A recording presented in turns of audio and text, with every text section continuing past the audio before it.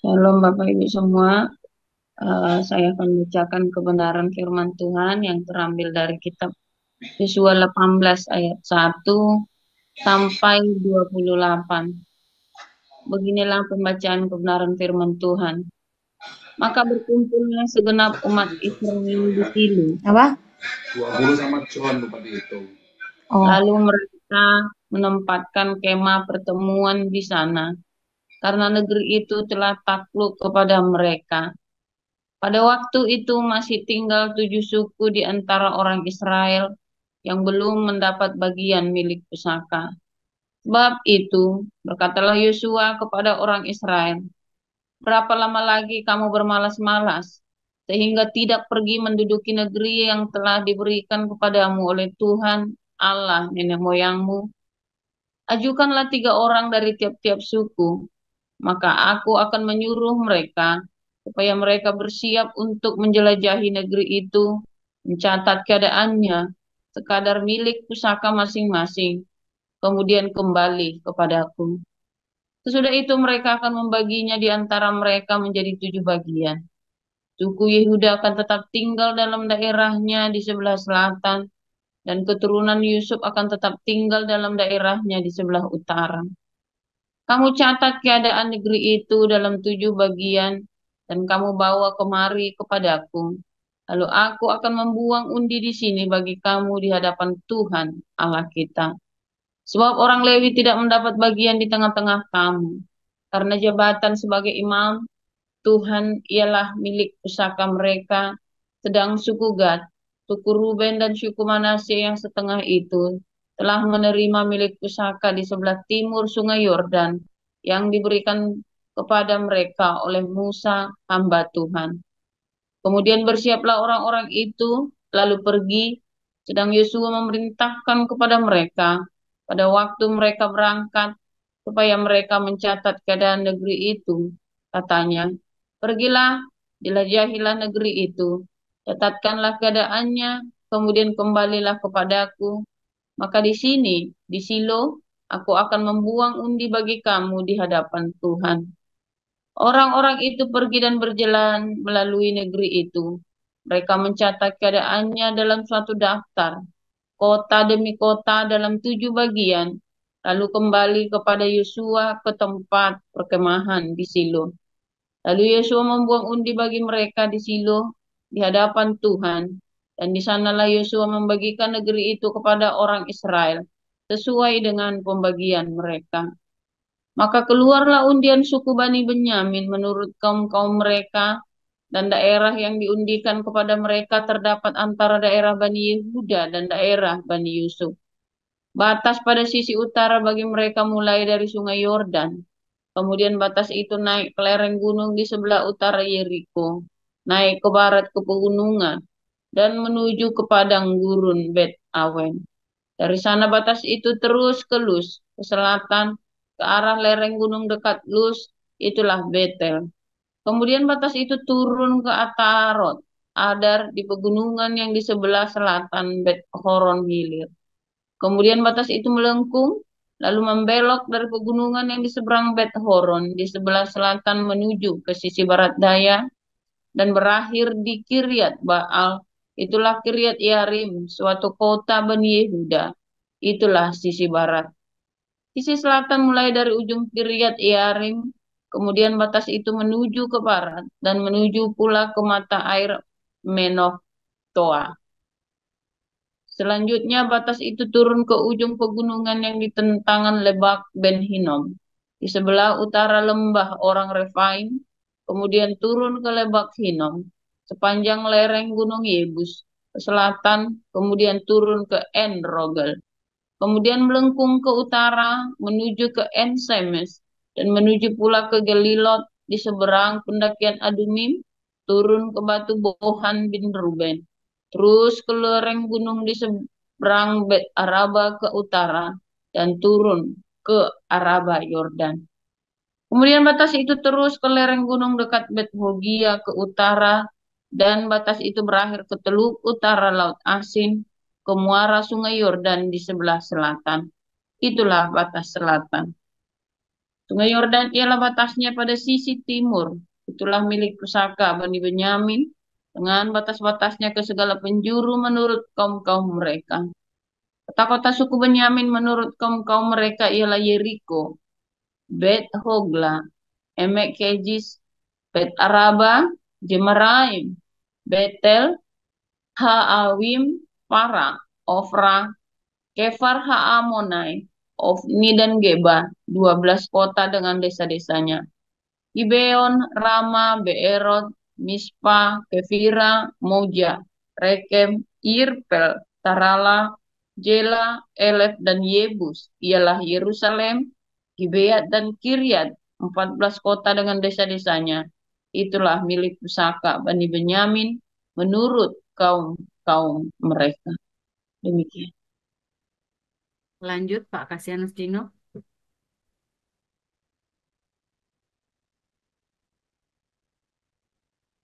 Kisah Para Rasul pasal 18. Kemudian Paulus meninggalkan Athena, lalu pergi ke Korintus. Di Korintus ia berjumpa dengan seorang Yahudi bernama, ia baru datang dari Italia karena Kaisar Claudius telah supaya semua orang Yahudi ke rumah mereka, dan karena mereka melakukan pekerjaan yang sama, ia tinggal bersama-sama dengan mereka. Mereka bekerja bersama-sama karena mereka sama-sama tukang kemah. Dan setiap hari Sabat Paulus berbicara dalam Yahudi dan orang-orang Yunani. Ketika Silas dan Timotius datang dari Makedonia, Paulus dengan sepenuhnya dapat memberitakan firman, di mana ia memberi kesaksian kepada orang-orang Yahudi bahwa Yesus adalah Mesias. Tetapi ketika orang-orang itu memusuhi dia dan menghujat ia, mengebaskan debu dari pakaiannya dan berkata kepada mereka, biarlah darahmu tertumpah ke atas kepalamu sendiri. Aku bersih, tidak bersalah. Mulai dari sekarang, aku akan pergi kepada bangsa-bangsa lain. Maka keluarlah ia dari situ, lalu datang ke rumah seorang bernama Titius Justus yang beribadah kepada Allah, dan yang rumahnya berdampingan dengan rumah ibadat. Tetapi Krispus, kepala rumah ibadat itu, menjadi percaya kepada Tuhan bersama-sama dengan seisi rumahnya. Dan banyak dari orang-orang Korintus yang mendengarkan pemberitaan Paulus menjadi percaya dan memberi diri mereka dibaptis. Pada suatu malam berfirmanlah Tuhan kepada Paulus di dalam suatu penglihatan. Jangan takut, teruslah memberitakan firman dan jangan diam. Sebab aku menyertai engkau, dan tidak ada seorang pun yang akan menjamah dan menganiaya engkau, sebab banyak umatku di kota ini. Maka tinggallah Paulus di situ selama 1 tahun 6 bulan, dan ia mengajarkan firman Allah di tengah-tengah mereka. Akan tetapi setelah Galio menjadi gubernur di Akhaya, bangkitlah orang-orang Yahudi bersama-sama melawan Paulus, lalu membawa dia ke depan pengadilan. Kata mereka, ia ini berusaha meyakinkan orang untuk beribadah kepada Allah dengan jalan yang bertentangan dengan hukum Taurat.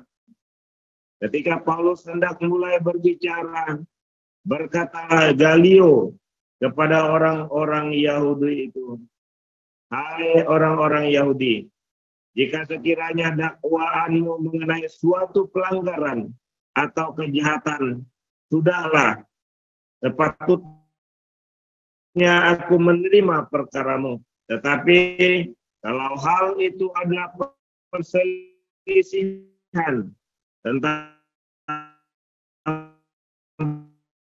perkataan atau maka hendaklah kamu sendiri mengurusnya. Aku tidak rela menjadi hakim atas perkara yang demikian. Lalu yang mengusir mereka dari ruang pengadilan.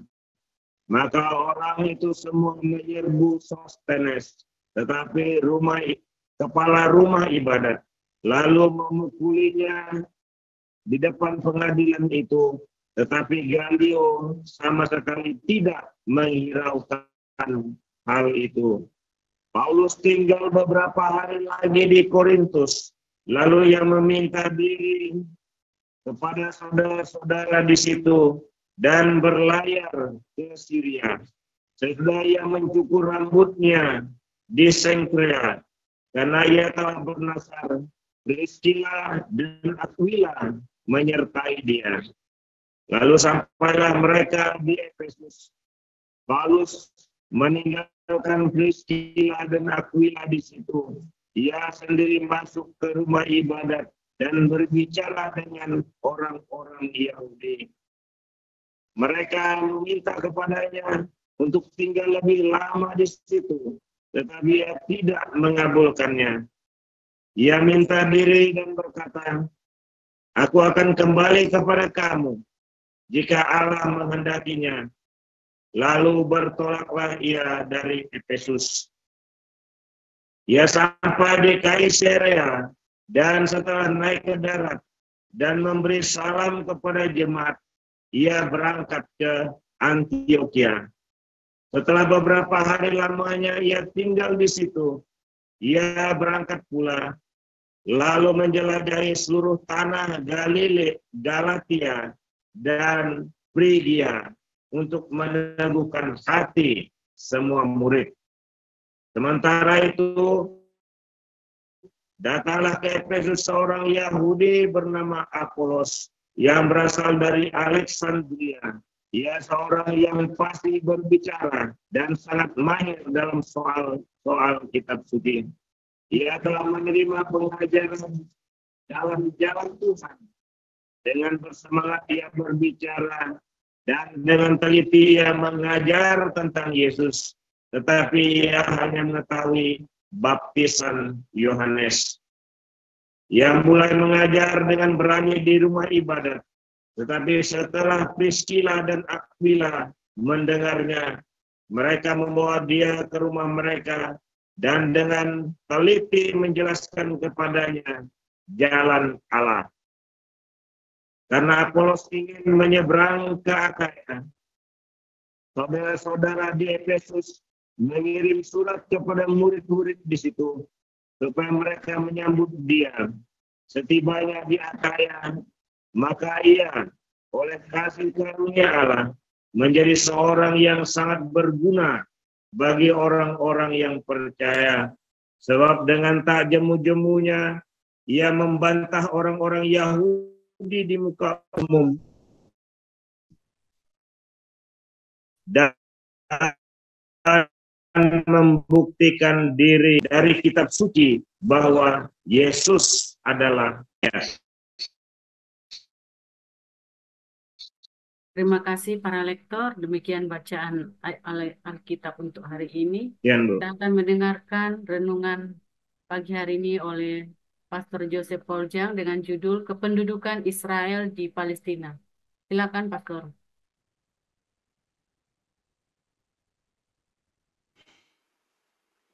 Haleluya, firman Tuhan selalu baru setiap hari. Ketika kita menanti-nantikan Tuhan dengan penuh cinta, dengan penuh pengharapan, dan tentu harus konsisten, saudara ya. Kalau tidak konsisten, nanti di hari berkatmu harusnya datang, ya, kamu sudah selesai dan jadi, ya, dan rajin ya, saudara ya. Saudara, orang-orang Israel waktu masuk tanah Kanaan, mereka sudah 40 tahun di padang gurun ya. Kamu kira di Kanaan, di tanah perjanjian, terus sudah tanah penuh susu dan madu. Nggak bisa kalau nggak dikerjain, ya harus dikerjakan. Banyak orang salah pikir ya, Oh, kita diberkati berarti tidak perlu kerja. Salah, saudara. Ya, salah. Jangan pernah bersaksi kamu menang lotre, saudara. Karena itu bukan dari Tuhan. Serius, saudara ya.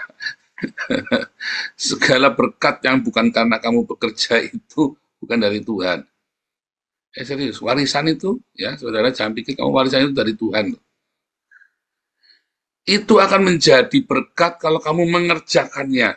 Kamu pikir warisan itu dari Tuhan, saudara. Bukan loh. Orang terima warisan lebih banyak ruwetnya daripada berkatnya. Benar nggak? Amatin deh. Amatin deh dari semua orang-orang yang keluarga-keluarga yang terima warisan, meninggalkan waris. Lebih banyak ruwetnya daripada berkatnya. Ya, sampai kamu bisa saling menerima dan kamu mengerjakan, baru itu jadi berkat. Makanya orang tua kalau mau ninggalin warisan, waktu kamu masih hidup, jangan lagi udah mati kamu baru ninggalin. Kamu udah mulai setting atur satu-satu selagi masih hidup. Jangan udah mati kamu terus kamu tinggalin, saudara, terus tanpa pesan, tanpa pesan sama sekali, tanpa pembagian yang legal secara hukum. Karena itu akan menjadi kutuk bagi anak-anakmu nanti. Anak-anakmu jadi dendam satu sama lain gara-gara warisan. Ya, nah, bagi yang terima warisan, kalau punya warisan, ya kan, kalau tidak punya warisan, jangan kamu pikir kalau ada tiba-tiba ada rezeki nomplok itu rezeki, bukan, saudara ya. Itu bisa jadi kutuk bagimu. Semua yang kamu punya itu harus dari hasil bekerja. Ya, cuman ada orang yang kerjanya sedikit, hasilnya banyak, ya kan?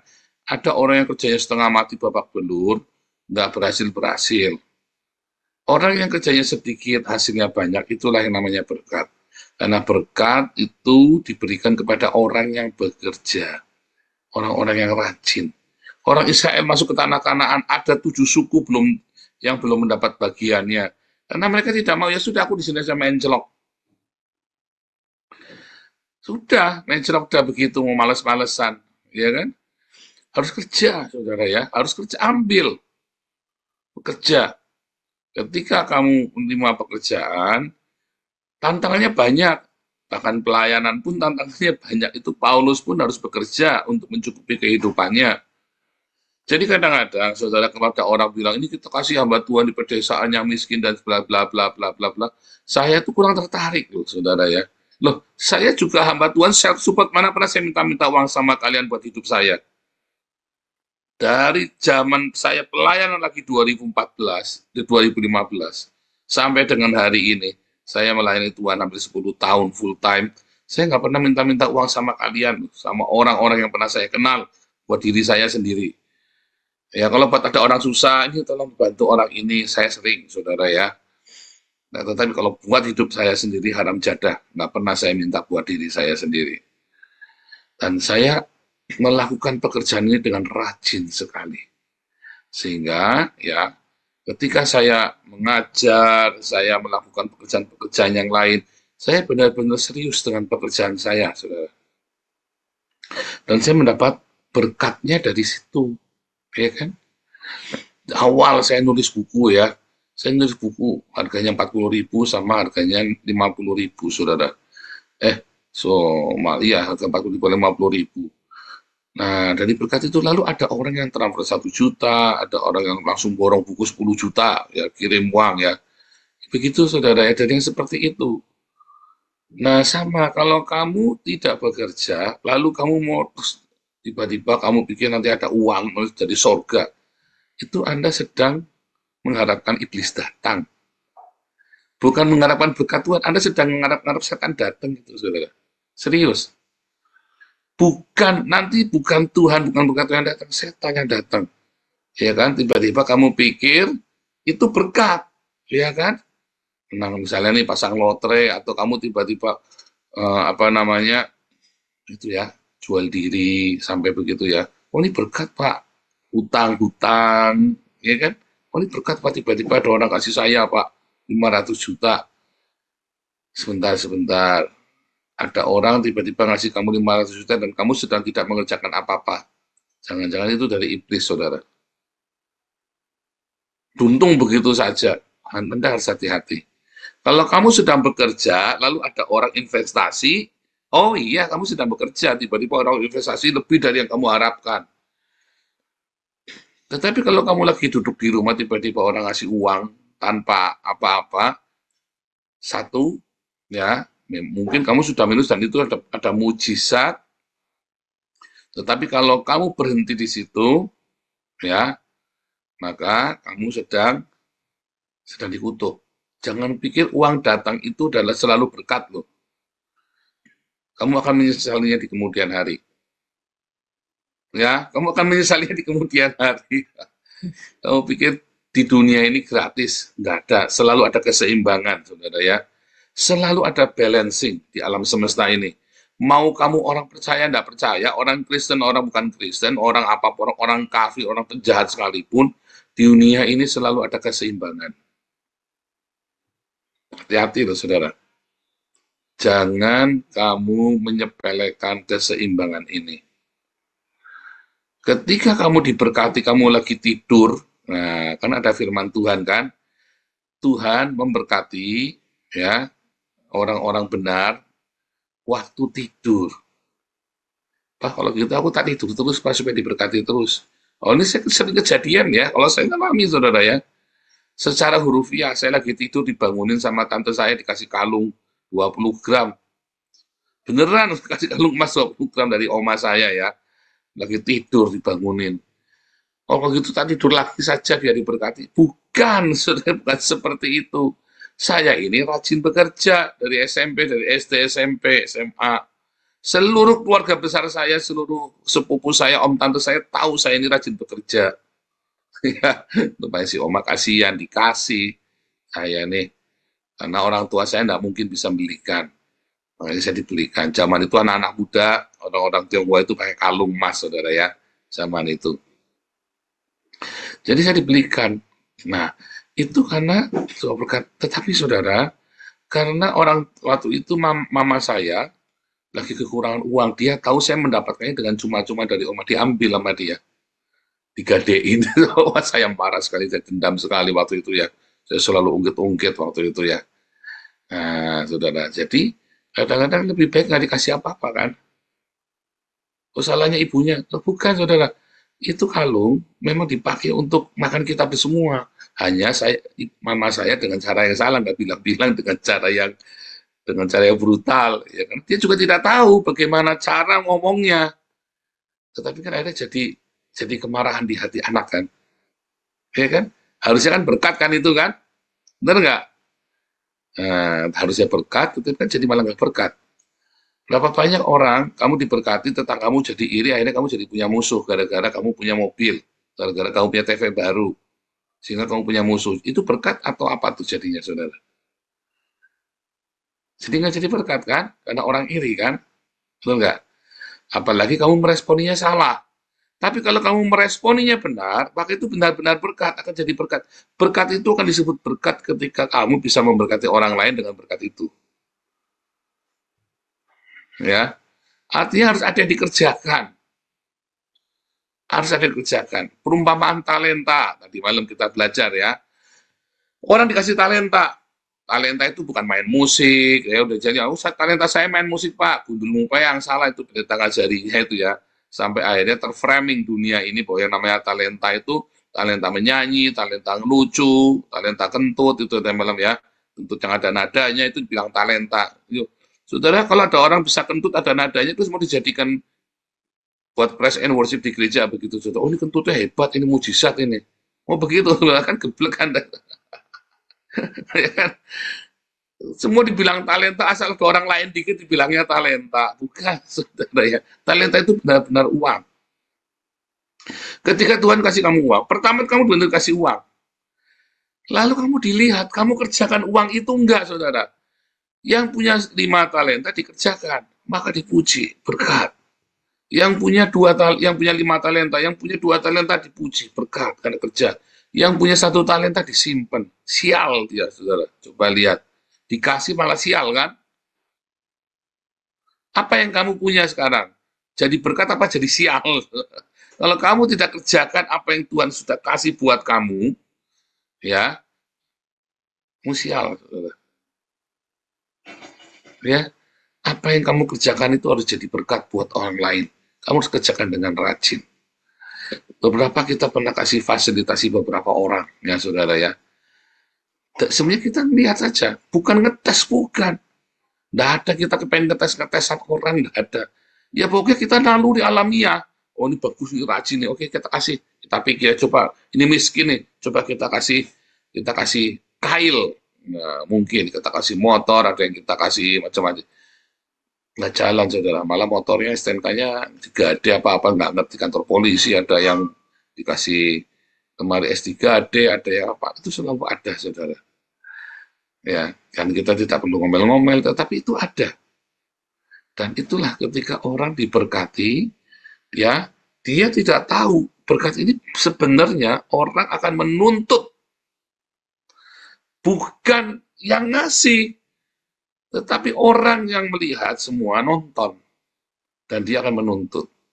Ada orang yang tiba-tiba diberi, kamu jangan pikir, oh, asik, oh luar biasa, jadi Kristen enak ya, semua dikasih. Kamu dituntut loh, saudara. Termasuk kamu jadi mualaf, ya kan? Jadi orang Islam kan dikasih-kasih barang-barang itu kan Agustan segala macam kan, kasih kemudahan kan, kamu dituntut loh, kamu diikat loh. Ya serius, saudara. Makanya Hani Kristen itu ngedan minta ampun kan, untuk menganiaya orang-orang Tionghoa yang Kristen kan, bukan cari perkara supaya kita dapat nama di kalangan orang Islam kan, karena dituntut lebih lagi. Anda pikir ketika kita punya donasi di sini begitu besar, terus kita santai? Nggak boleh, saudara. Harus kerja, enak-enakan. Kamu pergi ke gereja, mau Natalan aja kamu jualan resoles dulu kan? Iya kan? Kamu mesti jualan bulu-gulung dulu, mesti jualan pempek dulu kan, mau Natalan kan, mau retreat kan. Di tempat kita mau kopdar, nggak perlu jualan. Bener nggak? Duitnya selalu ada kan? Kita mau kopdar lah, kita mau bikin acara apalah, mau bikin kebadui lah, kita mau bikin acara bakso, tidak pernah kita suruh pengurus jualan ini dulu, jualan tahu dulu, tidak pernah, saudara. Jualan kerupuk dulu, ya, modalnya 100 rupiah, kita jualnya 1000. Oh ini buat pelayanan. Anda sedang ngajari anak-anak itu jadi jahat. Modalnya 1000 dijualnya 100.000. Pempek ini buat pelayanan, tante, om. Anda sedang ngajari nggak benar loh sebetulnya itu.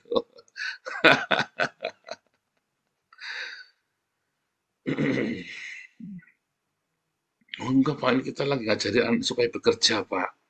Enggak, saudara. Enggak. Akhirnya orang mix. Mana yang kerja, mana yang bisnis, mana yang ada curang-curangan, banyak yang curang-curangan kan. Ini aku kan capek, ini udah jadi hari-hari kan salah-salahan tuh kan. Apalagi nanti kemudian barangnya nggak nyampe lah, apalah, ya, kita ngalamin dulu, saudara ya. Kita ngalamin. Tetapi saya bersyukur sama Tuhan ya. Dari zaman saya persekutuan doa waktu SMP kelas 3 tuh saya mulai ya persekutuan doa. Sampai saya nggak pernah jual-jual buat pelayanan tuh, saudara. Nah, saya pernah ngalami 2010 saya melayani Tuhan, saya berbisnis, saudara, untuk membiayai pelayanan saya. Hancur. Ribut besar sesama kita ya. Kita punya yayasan, kita wah ribut besar, saudara. Kacau sekali. Nah, dari pengalaman itu ya, Tuhan ajarin saya.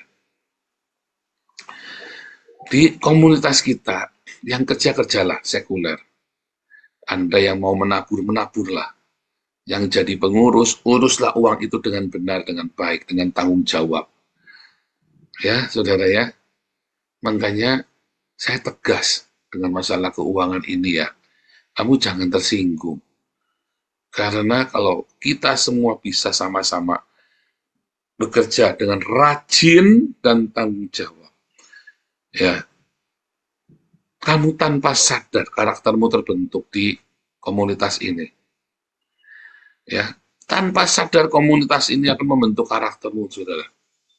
Respon-respon hidupmu itu ya, tanpa sadar kamu akan terbentuk setahun, 2 tahun, 3 tahun. Kita sudah berjalan hampir 4 tahun ya. Tahun depan itu tahun keempat ya. Dari mulai corona, tahun ini sudah tahun keempat loh sekarang ini ya. Tahun depan tahun kelima loh. Ya, dengan segala macam konflik. Dan saya banyak kehilangan orang-orang terbaik saya. Teman-teman yang terbaik kita banyak yang hilang. Karena apa? Sebetulnya ributnya bukan saya. Ya, kayak Amin Wijaya kan ributnya bukan saya dengan Alengso kan. Tapi hilang. Ya kan, lalu nyalainnya saya. Orang ributnya bukan dengan saya, hilang lalu nyalainnya saya. Nah itu ya. Tapi saya tidak kecil hati, saudara ya. Karena inilah tempat pembentukan. Ya, ini tempat pembentukan bagi kita semua. Dan yang paling penting kamu harus rajin. Anda sekarang para penerima bantuan dari yayasan, bekerja dengan rajin. Karena kalau 1 tahun Anda terima bantuan, Anda tidak bekerja, stop. Kita tidak kasih bantuan lagi. Serius, saudara ya. Yang bekerja tidak boleh, yang tidak bekerja tidak boleh makan. Karena nanti kita jadi sama-sama berdosa. Kalau kamu tidak bekerja, ya, kamu tidak boleh makan, loh, saudara. Puasa. Kalau kamu terima bantuan, ya makan sehari sekali saja. Itu buat anak-anakmu. Dan kamu harus bisa share ke teman yang lain. Serius, ya. Serius. Puasa itu juga bekerja, loh, saudara. Ya kan? Mendisiplin diri itu kan pekerjaan ada sebuah pekerjaan mendisiplin diri. Nah, saya pun sama, ya. Kamu pikir dari rumah saya ke Den Haag tiap hari 2,5 jam, setir mobil sampai pulang malam, nggak capek, saudara. Tiap hari kita pergi berangkat ya. Sejak ada proyek ini ya, tiap hari ya. Kerja, saudara. Di kantor kamu pikir saya cuma domblong. Kalau nggak saya live, saya ngajar, saya konseling orang, ya. Kita banyak sekali yang kita kerjakan, ya. Ini proyek yang sedang kita lakukan ini benar-benar saya kerjakan dengan serius, dengan seluruh hidup saya all out. Apalagi ini usia saya 50 tahun ya. Bukan merintis, bukan. Kita sudah melanjutkan apa yang sudah ada. Yang sudah ada ini, embun pagi inilah yang kita sudah ada. Ini hanya melanjutkan, mengembangkan yang sudah ada. Ya, kita hanya mengembangkan yang sudah ada. Tapi saya tidak boleh bermalas-malasan, harus dengan disiplin tiap hari, dengan teliti. Kita kasih makan nanti ya hari Sabtu, kita mau kasih makan untuk orang-orang imigran ilegal itu ya, gelandangan-gelandangan yang ada di Den Haag. Den Haag itu banyak gelandangan ya, karena 60% itu imigran ilegal. Wah, siapa? Enggak, saudara, enggak. Kita mulai dengan serius, kita enggak main-main, enggak cuma sekedar kumpul-kumpul, nyanyi-nyanyi. Oh, enggak, saudara, kita enggak main-main. Semua dari kita, janganlah bermalas-malasan, harus bekerja, lakukan bagianmu masing-masing, bekerja. Karena kalau kamu tidak bekerja, waktu kamu tidur tidak akan diberkati. Kenapa? Karena orang bekerja, tidurnya juga susah. Kalau orang malas itu juga tidurnya nggak karu-karuan, ya kan? Waktunya kerja buat tidur, waktunya tidur buat kerja. Ngantuk akhirnya kan waktu kerja, jamnya kerja ngantuk, jamnya harusnya kerja ya nantilah sebentar tanggung nih, aduh nih kerjanya ronda ya, ronda juga kerja Pak, ronda bukan, karena kamu udah kerja, akhirnya kerjamu ronda, main kartu, main gaplek segala macam, akhirnya hidupmu sia-sia, ya kan, akhirnya kan kamu jam biologismu udah karu-karuan, karena tidak bekerjanya ya. Saya tiap hari mati tidur nyenyak, kenapa? Karena saya bekerja, ya. Tiap hari, saudara. Saya sudah pensiun, Pak, tetap harus kerja. Hanya dengan tanggung jawab yang dikurangi. Begitu, saudara ya. Hati-hati, saudara, ketika kamu menyia-nyiakan kesempatan untuk bekerja. Hati-hati, saudara. Ya, bahkan kamu sudah usia pensiun pun harus bekerja. Ya, dengan apa? Jadi volunteer, melayani. Ini kayak Pak HW, ya kan? Dan dokter-dokter kita nih, banyak yang melayani dengan volunteer, kan? Kerja, saudara. Kamu kira nge-zoom itu ngomong-ngomong, itu suatu pekerjaan. Lelah ya, Dr. Andri Hat setia sekali yang memulai dokter medsos ini ya. Dr. Andri Hat, Dr. Sostenes, sama Pak HW ya, yang memulai dokter medsos ini. Bekerja, saudara. Kontribusi. Nah, di dalam bekerja itu nanti ada tantangan. Ya, Jangan kamu pikir terus nggak ada tantangan. Kemarin ada yang nanya ya, namanya Pret.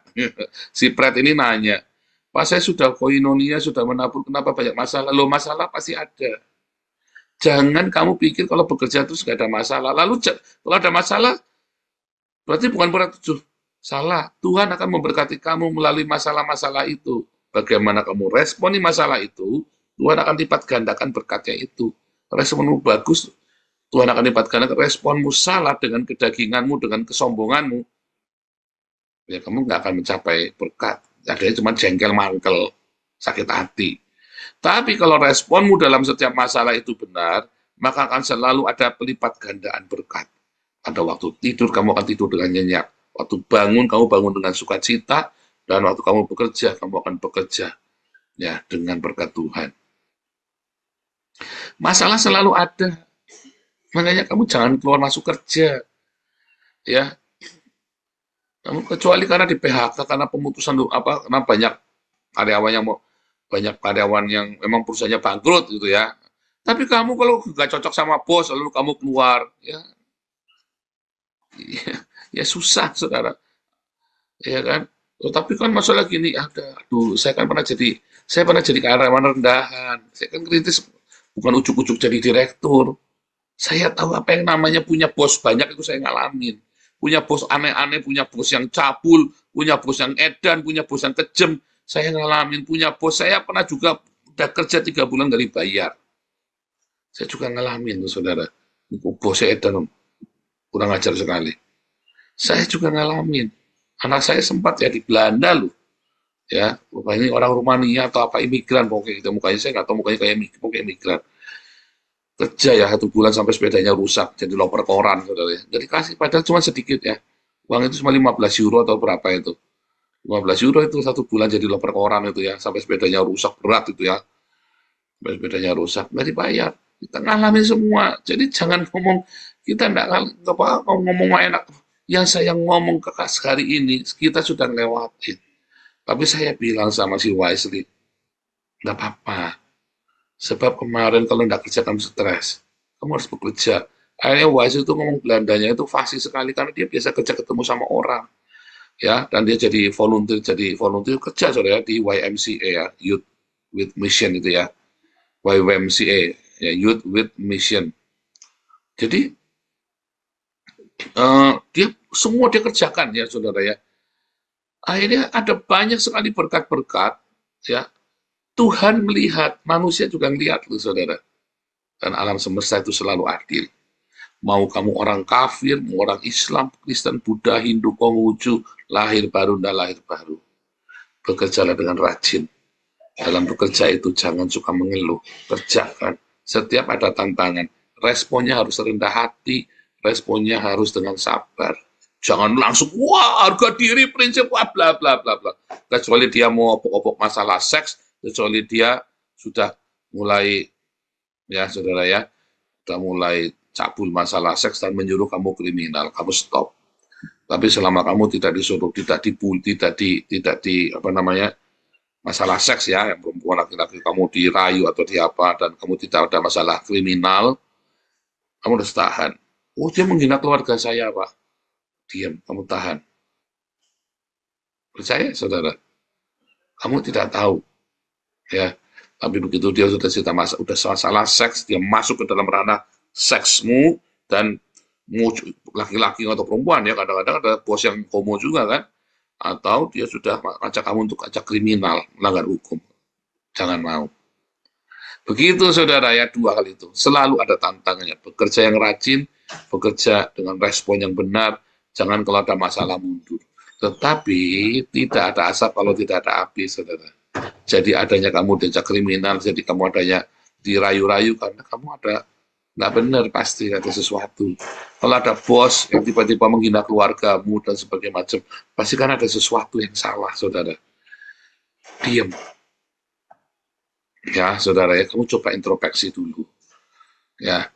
Tetapi pada umumnya seharusnya enggak. Kita cerita yang normal, enggak ada tiba-tiba bosmu ngomong, oh ibu kamu pelacur. Enggak mungkin saudara, itu pasti ada asal-usulnya. Dan mungkin bukan cuma kamu yang digituin, kalaupun nggak ada usulnya.